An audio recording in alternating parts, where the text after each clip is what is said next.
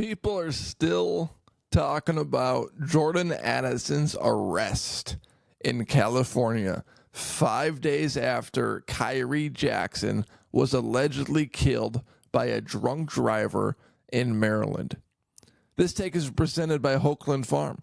Contact Hokeland Farm at 952-491-1541 and get the best rotationally grazed 100% grass-fed beef. This beef is sold in quarters and halves, and they have custom sample packs so you can try before you buy.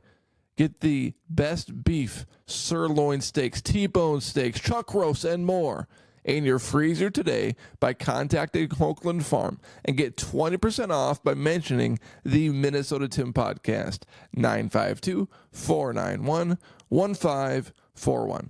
So, real Minnesota sports fan on Twitter, and I am on his website a lot. He's a good source guy. He has a good temperature in the room for what's happening in and around Minnesota sports, what reporters are saying. So check out minnesotasportsfan.com. Per him, it says, after confirming with the LA County Jail, Addison was never booked into their system on Friday night, and California Highway Patrol confirmed that he was under the cite and release law in California. There is no booking, no mugshot, just a court date and citation. Now, here is the law in California. Prepare to laugh your butt off. In California, cite and release is the practice of police issuing you a citation for suspected unlawful conduct, but not bringing you to jail for a formal booking. Instead, you are released on the condition that you make a signed promise to show up to court later on. The process is used mainly for low-level offenses such as misdemeanors or infractions. Well, California is the laughingstock state of the United States of America because thousands of people every year flee the state. I mean, what is wrong with California? I was talking to someone a while back who used to live there that now lives in Minnesota.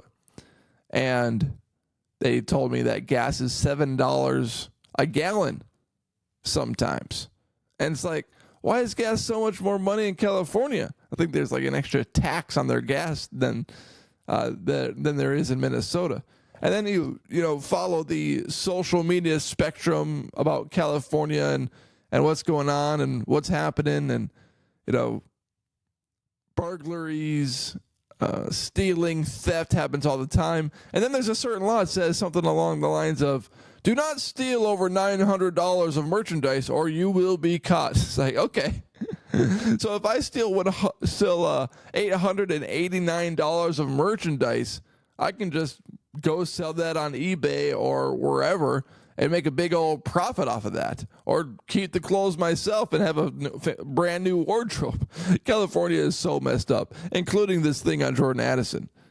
So how many people follow through on the promise to come back to the court date later on? I'm sure Jordan Addison will have to because he's a notable figure and people are going to remember that one. But how many average Joes decide to skip that court date that they promised to show up to? Man, California is a laughingstock. Anyways, the Minnesota Vikings were reportedly pissed off about Jordan Addison's arrest. Okay, what else are they going to be? But there is a big impact on this Jordan Addison arrest because this happened a year ago when he was driving 140 miles an hour in a 55 mile per hour speed zone in Minneapolis. And Kevin O'Connell talked about, I hope this doesn't happen again. That's something that you should learn from. But here's the deal. And this is true in every single sport with every single player.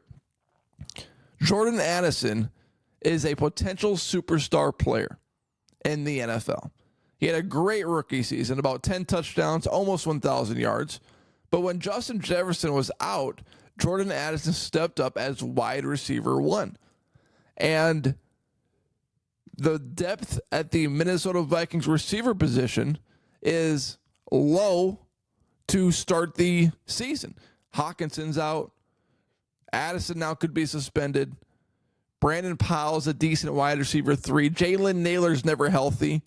And Sam Darnold's your quarterback. Who are you going to be throwing the ball to? Justin Jefferson 90 times a game? Who's he going to be throwing to? Who are going to be the weapons on the Minnesota Vikings offense that take pressure off of Justin Jefferson and force the defense to shift towards another guy? Well, the guy's Addison. And what's true in every single sport is, okay, stuff like this happens in every sport. People get pulled over for DUIs. People are idiots. They get caught for drug possession or whatever the case may be.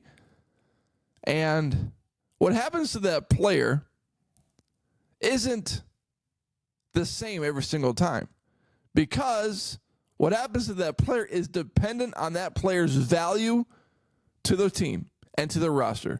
Meaning, if what happened to Jordan Addison happened to the third or fourth string center on the Minnesota Vikings roster, or a defensive end that's not going to make the team, that's undrafted, that player would be cut immediately. But because Addison was a first-round pick by the Minnesota Vikings, has immense talent, has the ability to take the top off the defense, takes pressure off of Justin Jefferson, and can save the jobs of Kwesi Adolfo-Mensah and Kevin O'Connell, then Addison's going to stay. He'll get a little slap on the wrist with the fine, maybe even a suspension for a couple games. But the rules aren't always applied to everybody, because Addison's a good player. And the Vikings and other organizations can spew off all this nonsense that they want, but that's the truth of the situation. The Minnesota Vikings are pissed off about it. They're pissed off that their potential superstar wide receiver and X factor on the Minnesota Vikings offense this year got basically an alleged DUI, or was high as a kite while in his car. Something like that happened. So he got arrested. And now the Minnesota Vikings need to do something. But it ain't going to be a release. It's not going to be a trade, because Jordan Addison is too valuable to the Minnesota Vikings organization and the success of the franchise. So what's going to happen? Basically nothing. They're pissed off about it, but they also know they need him. So don't believe the nonsense that's going to get spewed over the next few weeks about how, oh, yeah, we're punishing him. Oh, yeah, we're letting him know.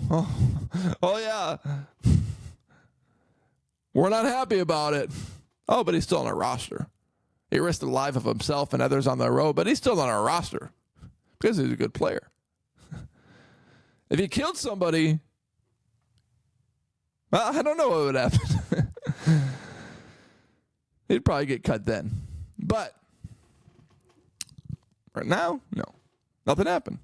He just fell asleep in the car in the middle of the highway. So those are just the rules that happen to every good and potential superstar player in every single sport. It's not like Kevin O'Connell and Kwesi Adolfo-Mensah are the only guilty ones of this. Thank you for watching this episode, and hit that subscribe button right there. Chuck Foreman joins the podcast later this week. So hit that subscribe button. Be ready for that. And thank you for making this episode a part of your day.